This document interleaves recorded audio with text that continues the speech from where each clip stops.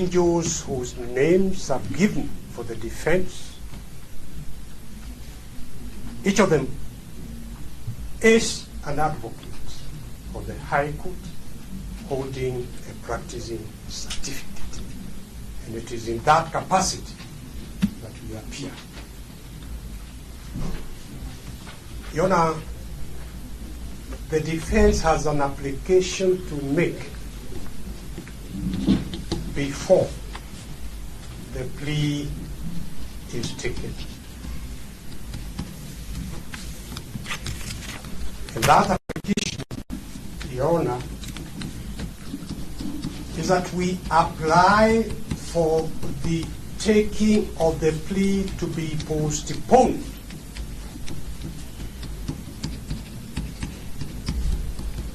To give us an opportunity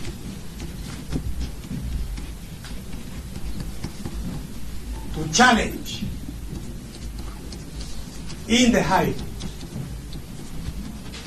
the bringing of these charges, for the reason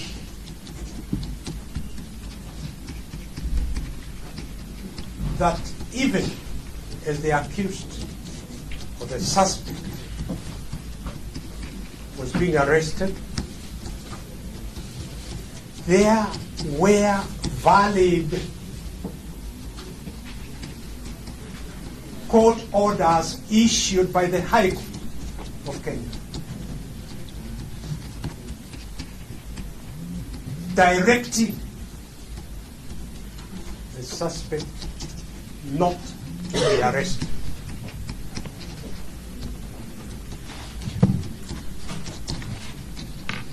So, Your Honor, we wish to raise the issue of contempt of court.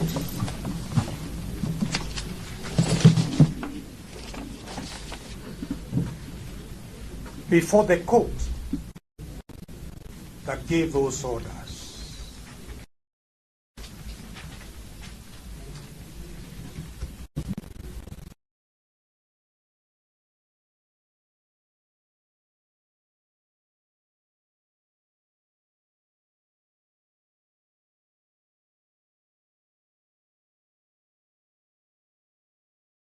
And act in violation of court orders.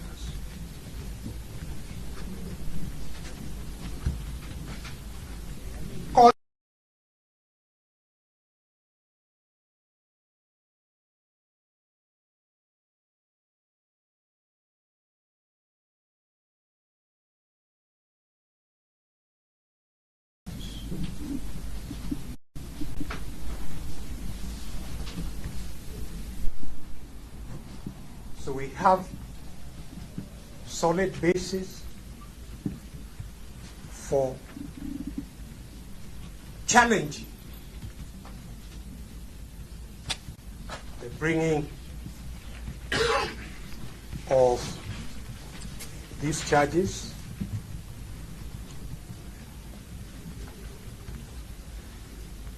And Your Honor, it is our submission that this honorable court, in order to promote respect for the administration of justice, will indeed accord an opportunity where the issue of contempt of court orders is raised for the accused or the proposed accused to make that challenge before the High Court. Your Honor, let me clarify. There were two sets of orders issued by the High Court. First, there were orders issued that the accused should not be arrested.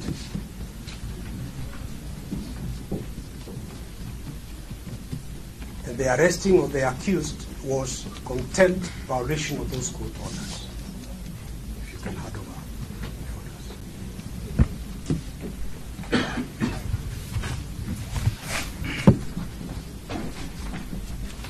separately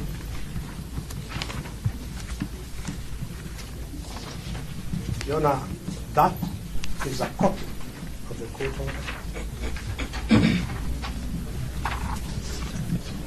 Separately,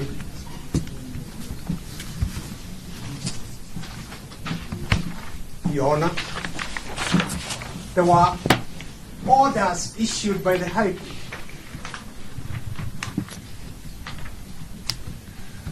for the return of the guns confiscated from Jimmy Wanjigi, which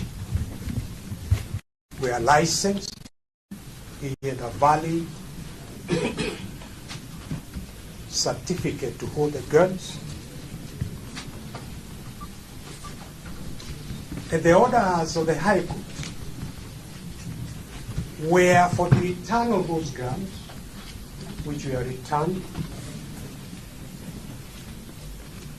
but also they were returned. They were returned to Jimmy Wanjigi in accordance with the court orders.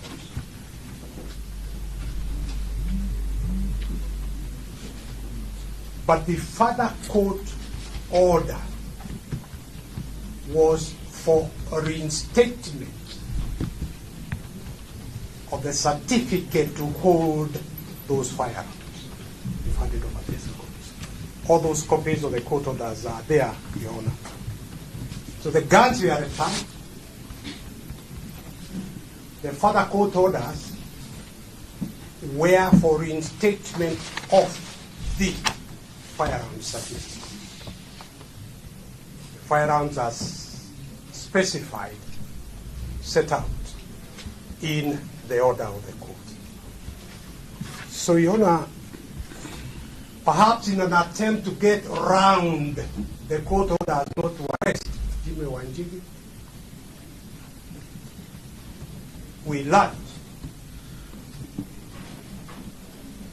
that despite the clear provisions of Article 47 of the Constitution, fair administrative action,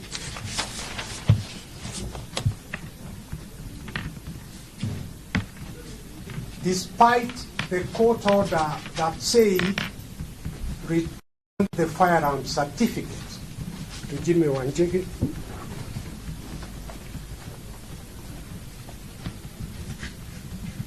the police decided,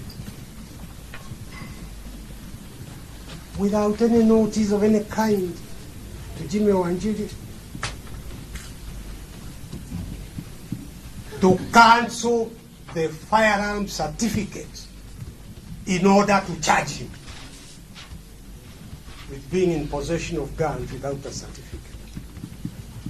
Your Honor, as this Honorable Court is aware, before any adverse action is taken against anyone,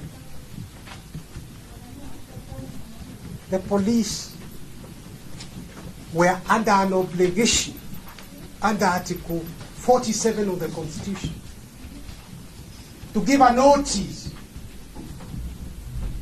to the holder of that firearm certificate. That is what Article 47 is all about. That is what fair administrative action is all about. In order for him to be heard in his own defense before an adverse decision is taken.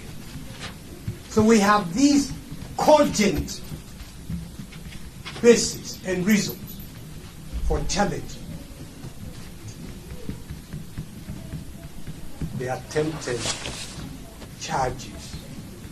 And Your Honor, before I hand over to my colleagues here, let me just say it is not just Article 47, because the Constitution is read as a whole, and it strengthens the submissions we are making that Article 47 is to be read with Article 10 of the Constitution, that requires reasonableness, fairness, transparency by anyone taking any action. And of course, Article 2, that holds everyone subject to the Constitution and requires everyone to act in accordance with the Constitution.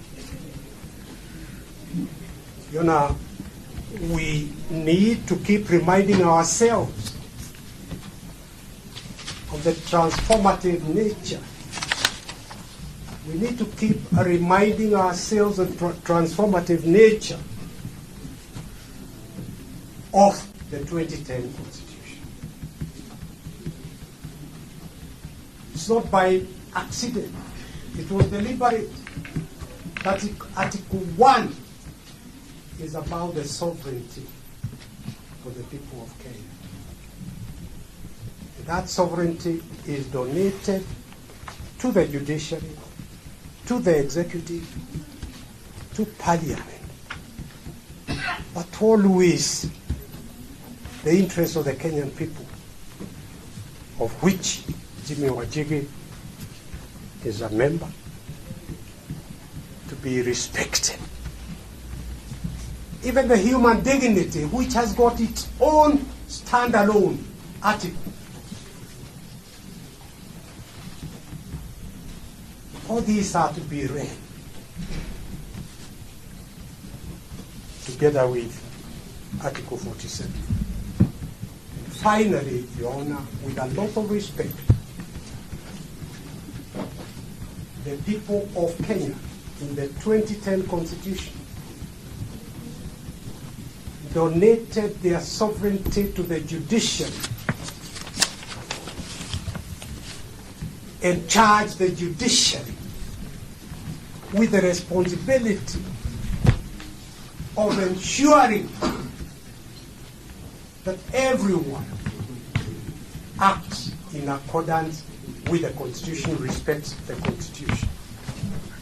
That is what we are asking this Honorable Court to do by asking that the plea taking be postponed for at least 4 weeks in order for the accused to go back to the High Court to draw the attention of the High Court that its orders have been violated by the police and that the police are acting in contempt of the court orders. I believe Willis will address the court.